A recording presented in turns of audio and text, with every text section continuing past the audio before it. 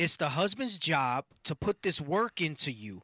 You're not supposed to look at it as, oh, he's always criticizing me. He's always this. He's always that. I'll never be good enough. Right. I'll never be good enough. All this other stuff. No, it's his job to build you up. Go ahead. Come on. But that it should be holy and without blemish. Right, holy and and we read what Solomon said that not one out of 1,000. Right. So it means it's going to take a lot of work. It's going to be a constant effort of me making you right, where you lack, right, and you being that support that needs to be there in that regard. Is that it on that? That's it. Yes, Okay.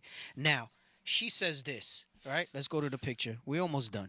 Wives, spend 100% of your time holding yourself accountable for your part in your marriage. 100%, not 80, not 90, not 50. She says, wives, you spend 100% of your time holding yourself accountable for your part in your marriage. Don't try to take your husband out of his frame.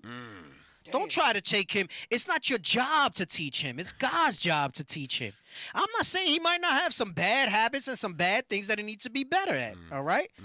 If you'd have proved better, maybe you'd have seen those things and you could have discussed them before you got married. Right. But now you with them. Stuck. It's not your job to train him, to change him, to teach him, to coach him. None of that stuff. Read it again.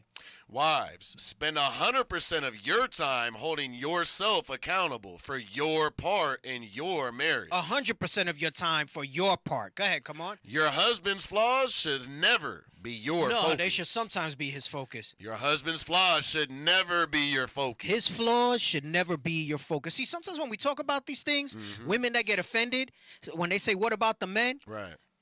They're the ones that won't apply this. We just acknowledge that the man has flaws. Right. Yes. But it's not your job to fix them. Right. Go ahead, come on.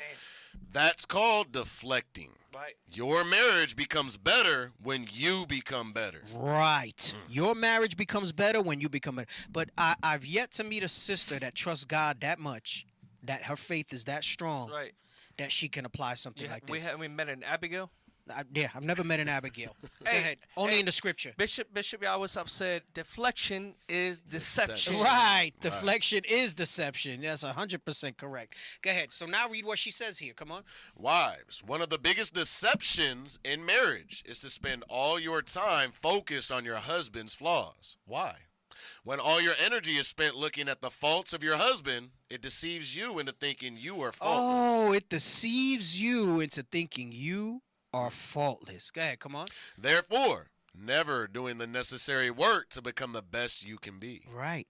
Because it's not your job to make him presentable, perfect, without blemish, without spot.